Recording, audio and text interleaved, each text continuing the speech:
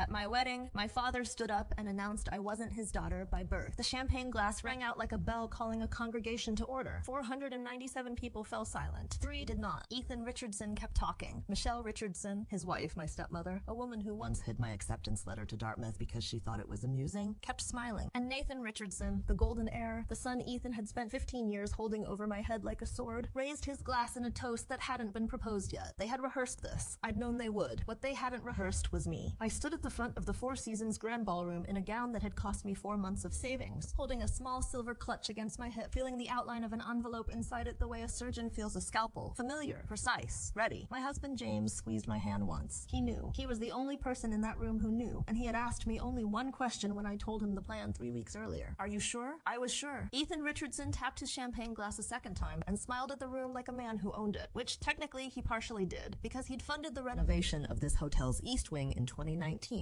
and made sure everyone who mattered in Boston knew it. I'd like to say a few words, he said, about my daughter. He paused on daughter like it was a word he was trying on for size and finding it didn't fit quite right. I felt the clutch against my hip. Go ahead, I thought. You've been building to this for 15 years. Let me take you back. Because the moment I'm about to describe, the moment that ended the Richardson family as Boston's most envied dynasty, didn't start in that ballroom. It started in a storage unit in Waltham, Massachusetts, on a Tuesday afternoon in February, 3 years earlier, when I broke a fingernail prying open a metal filing cabinet that hadn't been touched since my mother died. My name is Curtis Avery Richardson. Yes, that's actually my name. My mother, Diana Avery, had a poet's stubbornness and refused to give me a traditional girl's name, and I've spent 31 years either defending it or watching people's faces rearrange themselves into confusion when they hear it. My mother married Ethan Richardson when I was 2 years old. She was a paralegal with a gift for organization and a laugh that filled whatever room she was in. He was a rising star in Boston real estate with a jaw like a movie villain and ambitions to match. By the time I was old enough to understand what money meant, Ethan had built Richardson Developments into a $200 million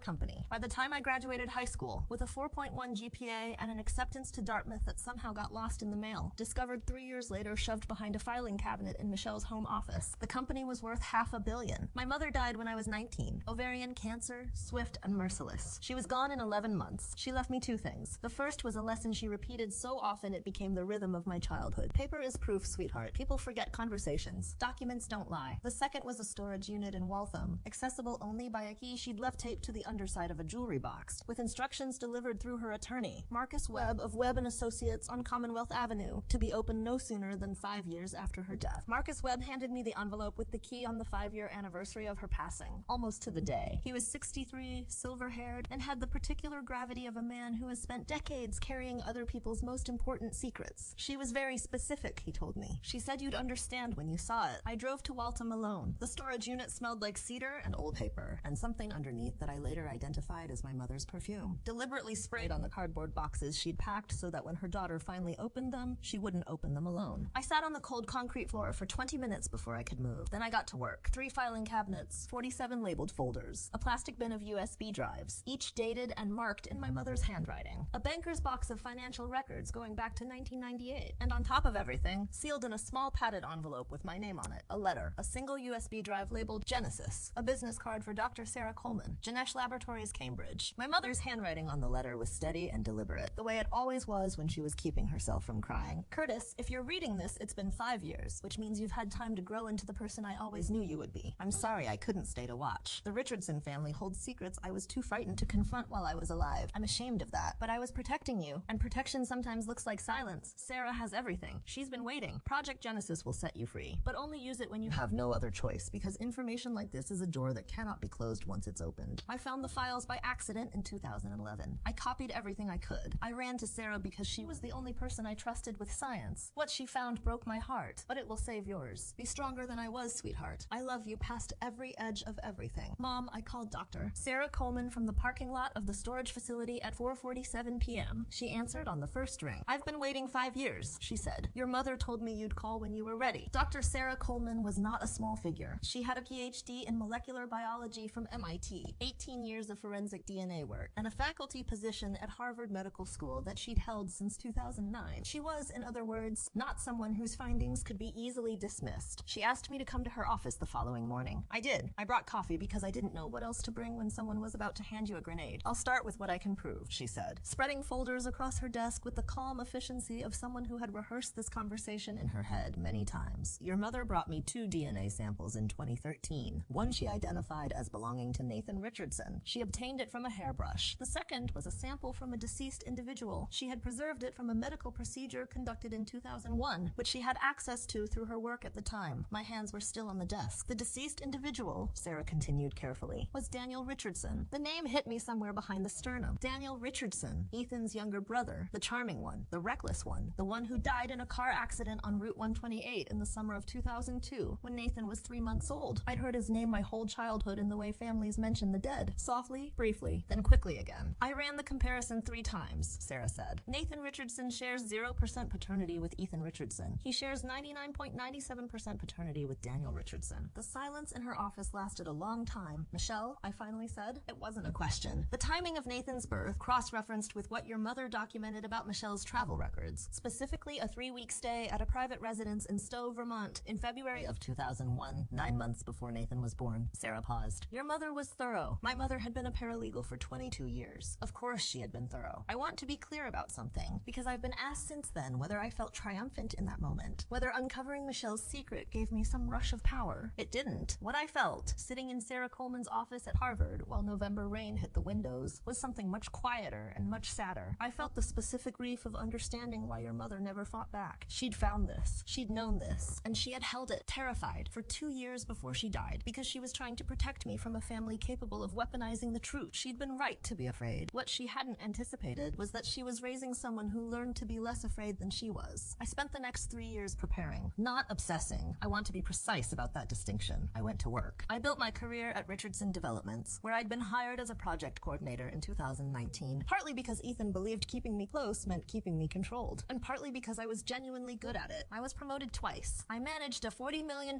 mixed-use development in the Seaport District. I documented everything, every meeting where my ideas were presented by Nathan and attributed to him, every performance review where Michelle, who sat on the board, questioned whether I was really committed to the company's long-term vision. Every time Ethan said, in that particular voice of his, the one that sounded generous while being anything but, "You're lucky to have the Richardson name. Don't forget that." I didn't forget. I filled 3 filing cabinets, my mother's daughter, all the way down. Marcus Webb, my attorney by then, reviewed everything. So did Patricia Hung, a forensic accountant with Hung & Partners who specialized in corporate misconduct. She found what I suspected: systematic exclusion from profit-sharing structures I was legally entitled to under the trust documentation my mother had insisted on during her marriage. Documentation Ethan had apparently forgotten existed because he'd assumed my mother was just a pretty woman who trusted pretty paperwork. She was not. The trust entitled me to 17% of Richardson Development's net profits during my lifetime, contingent on my employment with the company. Ethan had been redirecting those disbursements for 9 years through a subsidiary shell company called Genesis Capital Holdings, a name that made me laugh out loud when Patricia showed me, because clearly the universe has a sense of irony, and routing them into a discretionary fund controlled jointly by Ethan and Michelle. The total, approximately $4.3 million.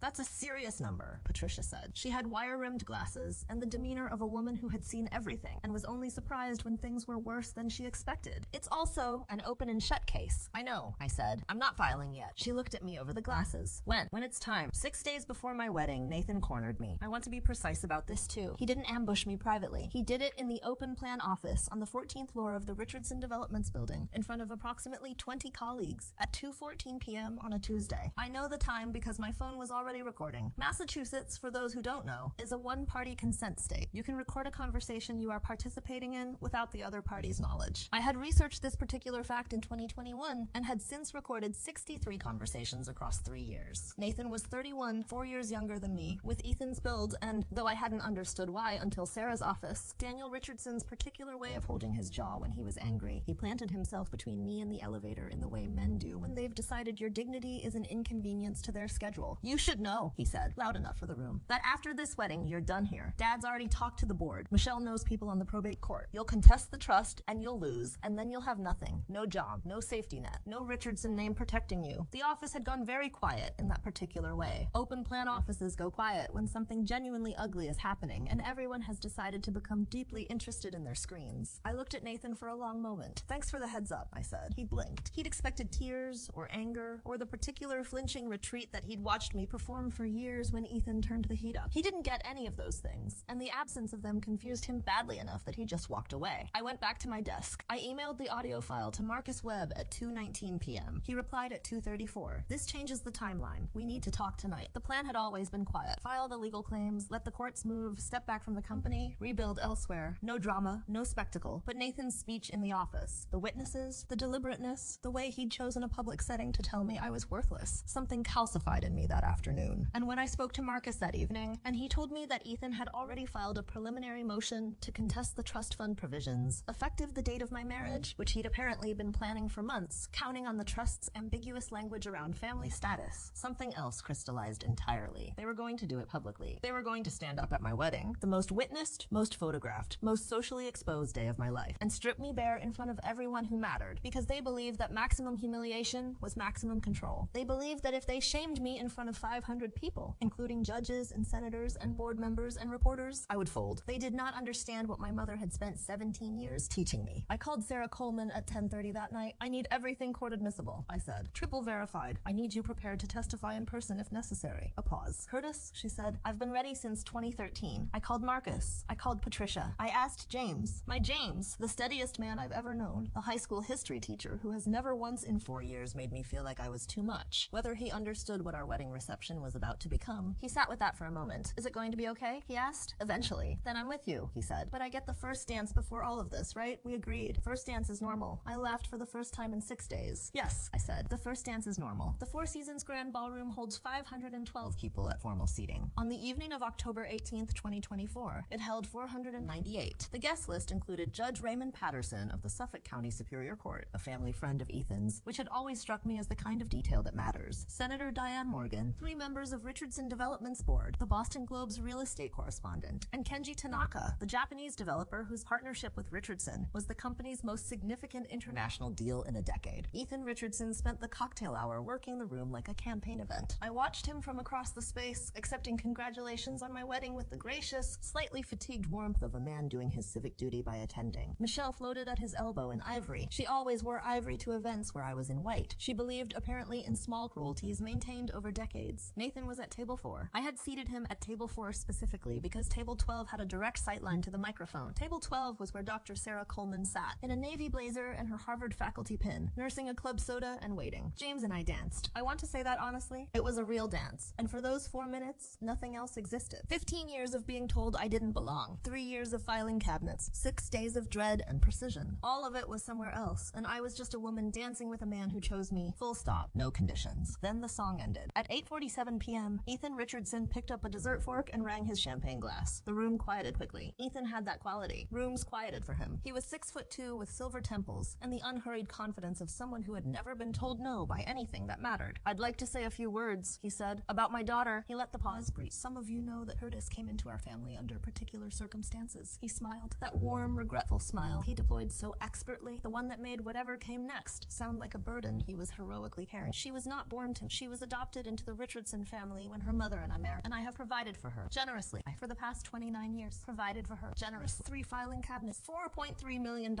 a Dartmouth acceptance letter behind a filing cabinet. Blood is blood, Ethan said. And while I love Curtis in the way one loves a ward, the Richardson name carries responsibilities that must be protected. To that end, I am announcing tonight, before witnesses, my intention to contest the existing trust provisions, effectively terminating all financial support, effective immediately. He let that land. Nobody raised their glass. Nobody except Michelle and Nathan, who lifted theirs in precise, practiced unison. Judge Patterson was looking at the tablecloth. Senator Morgan had gone still. Mr. Tanaka was watching Ethan with the politely unreadable expression of a man recalculating something important. I stood up. I want to tell you that I felt powerful in that moment, that I walked to the microphone with the confidence of someone who had already won. I didn't entirely. My hands were cold. My pulse was everywhere at once. I was acutely aware of my dress, my heels, the distance between my table and the microphone stand, and the 500 faces turning toward me like a field of flowers following the wrong light. But my chin was out. Ethan saw my face, and something flickered behind his eyes. The first hairline crack in a very long certainty. I took the microphone. Thank you, Ethan, I said. My voice came out steady. I hadn't been sure it would. Since we're sharing family details tonight, I opened my clutch. I removed the envelope. Michelle grabbed Ethan's arm. He shook her off. He was still smiling, still confident. He thought I had a counter document about the trust, something financial and dull that he could challenge in court for years. He had no idea. This is a document from Janesh Laboratories in Cambridge, Massachusetts. I held it up, not dramatically, just clearly, the way you'd hold something in court. Test date, October 3rd, 2024. Subject, Nathan James Richardson. Nathan's phone slid off the table and hit the floor. Alleged paternal subject, Ethan Harlow Richardson. Michelle was shaking her head. Small, rapid movements. Like a correction she couldn't stop making. Probability of paternity between Nathan Richardson and Ethan Richardson. The room had stopped breathing. I felt it. 500 people holding their lungs still simultaneously. 0%. A plate shattered somewhere near the kitchen entrance. I found out later it was a busboy who'd been listening and lost his grip. However, I continued, keeping my voice level. The laboratory was able to identify a 99.97% paternity match with a second subject. I looked at Ethan. Daniel Richardson, your brother, who passed away in August of 2002. What came out of Ethan Richardson in that moment was not a word. It was a sound. A low, broken exhalation that the microphone caught and carried across a silent room. The sound of a man's entire structural understanding of his own life fracturing all at once. He turned to Michelle. She was already dissolving. Daniel, his voice cracked. The microphone gave it back to 500 people. My brother, you were always traveling, she said. She wasn't speaking to the room. She'd forgotten the room existed. He was there. He was always there. The boy you raised as your son, I said, clearly and without inflection, is your nephew. Ethan sat down. Not the way people sit in chairs, the way puppets collapse when someone drops the strings. Nathan stood up. He was screaming. Something about falsified documents, about sabotage, about lawyers. The word lawsuit appeared several times. His voice was very loud and very frightened, and it filled the whole room. Judge Raymond Patterson, who had known Ethan Richardson for 22 years and attended his 50th birthday dinner, looked at Nathan across the ballroom and said, in a voice like closing a case file, "Sit down, son." Nathan sat down. Dr. Sarah Coleman rose from table 12. She did not raise her voice. She didn't need to. Harvard Medical School faculty with 18 years of forensic DNA work don't need to raise their voices in ballrooms. The room gave her its attention as naturally as it gives a river its path. The document is triple verified, she said. Methodology, chain of custody, and conclusions are court admissible. I am prepared to testify to that effect in any jurisdiction requested. Then she sat back down and returned to her club soda. What happened in the next 4 minutes I can describe in fragments, because my perception went strange in the way it does in moments of genuine magnitude. All the details very sharp and out of sequence. Board members huddling at table 7. I watched Graham Sellers, Richardson's CFO, lean toward Aiko Watanabe, the company's general counsel, with the expression of a man who has just realized the building he's standing in has a different owner than he thought. Senator Morgan backing away from the room, her chief of staff's hand on her elbow, both of them moving quietly toward the exit as though the floor were made of ice and sudden movements were inadvisable. Kenji Tanaka crossing the ballroom in a straight line toward me, navigating between tables and standing guests with serene, purposeful efficiency, stopping a foot away, tilting his head slightly, and saying in a quiet voice, "Miss Avery Richardson, I would like to schedule a meeting at your earliest convenience. Without Mr. Richardson Sr. present." I said yes. Michelle was crying in that absolute, unconstrained way that people cry when they've stopped thinking about witnesses. The mascara, the sound, the way her shoulders shook. Ethan was beside her, and he wasn't touching her, and he wasn't looking at her. He was looking at Nathan, who had sat back down and gone very white and very still, the way people look when they're doing arithmetic on something enormous. And Ethan was staring at Nathan's face. He hadn't looked at Nathan's face in this particular way before. Or perhaps he had sometimes over 30 years, and explained it away, or not let himself follow the thought. "The cheekbones," Ethan said. He was still seated. The microphone was no longer in his hand, but the room was so quiet it didn't matter. His voice reached every table. God, he has Daniel's eyes. He looked at me. I don't know what he expected. Maybe he thought I would look away. Maybe he thought I would soften. Yes, I said, he does. The wedding ended 3 hours later than scheduled. It didn't end badly, or rather, the part of it that was my wedding didn't end badly. James and I had our last dance at midnight, and it was good. And the people who had come for us, and not for the Richardson name, were there for it, and that was enough. The part of the evening that was a Richardson family detonation ended somewhat sooner. Michelle was taken home by a car she called herself. Ethan was driven away by his personal driver at 10:15 p.m., still wearing his $15,000 tuxedo. Nathan left between those two events, alone, in a rideshare, which I found out later because someone photographed him in it, and it briefly circulated on a real estate industry forum. Marcus Webb filed the financial claims against Richardson Developments on October 23, 2024, 5 days after the wedding. Patricia Hung's forensic accounting formed the evidentiary backbone. The trust violation case settled 11 months later for an amount my attorney asked me not to disclose publicly, except to say it included the $4.3 million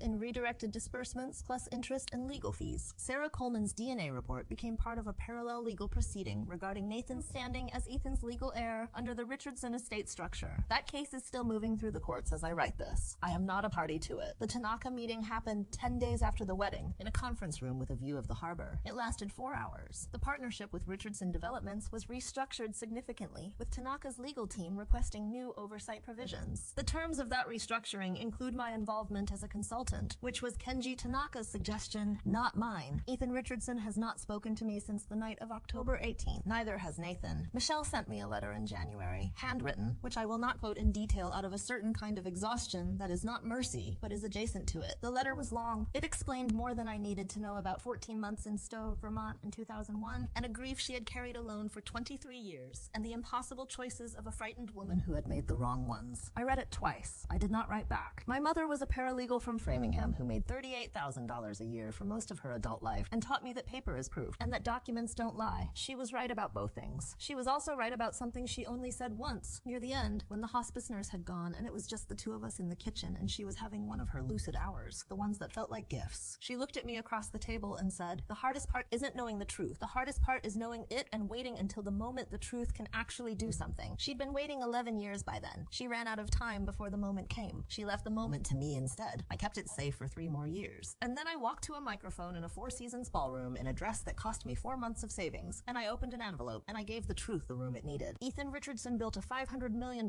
empire by making sure people knew what they owed him. He forgot to keep track of what he owed. Paper is proof. Documents don't lie. My mother taught me that. My mother was a paralegal from Framingham who made $38,000 a year for most of her adult life and taught me that paper is proof and that documents don't lie. She was right about both things. She was also right about something she only said once, near the end, when the hospice nurse had gone and it was just the two of us in the kitchen and she was having one of her lucid hours, the ones that felt like gifts. She looked at me across the table and said, "The hardest part isn't knowing the truth. The hardest part is knowing it and waiting until the moment the truth can actually do something." She'd been waiting 11 years by then. She ran out of time before the moment came. She left the moment to me instead. 6 months after the wedding, I stood in the storage unit in Waltham for the last time. I'd moved everything out. The filing cabinets, the banker's boxes, the USB drives. All of it had served its purpose. The legal claims were settled. The forensic accounting had produced a wire transfer into an account with my name on it. The Tanaka partnership had been restructured with new oversight provisions, and my name on a consulting agreement. Richardson Development still existed, but it existed differently now. Smaller, quieter, without the particular confidence that comes from believing you will never be held accountable. I kept one thing from the storage unit, the letter my mother wrote me. I folded it back into its envelope, put it in my coat pocket, and drove home to James, who was grading papers at the kitchen table with a cup of tea gone cold beside him, the way he always does on Thursday evenings. Reliable as gravity. He looked up when I came in. "Done?" he asked. "Done," I said. He nodded, went back to his papers, and I sat down across from him and watched him work for a while. The lamp warm between us, the city quiet outside. Ethan Richardson never called. I didn't need him to. Some people spend their whole lives waiting for the person who dismissed them to finally see them clearly. I understand that hunger. I lived inside it for 15 years. But somewhere between the storage unit and the microphone and everything after, I stopped needing Ethan Richardson to understand what he'd lost. I already knew what I had. My mother taught me who I was long before Ethan Richardson got the chance to tell me who I wasn't. That was always going to be enough. That was always going to win.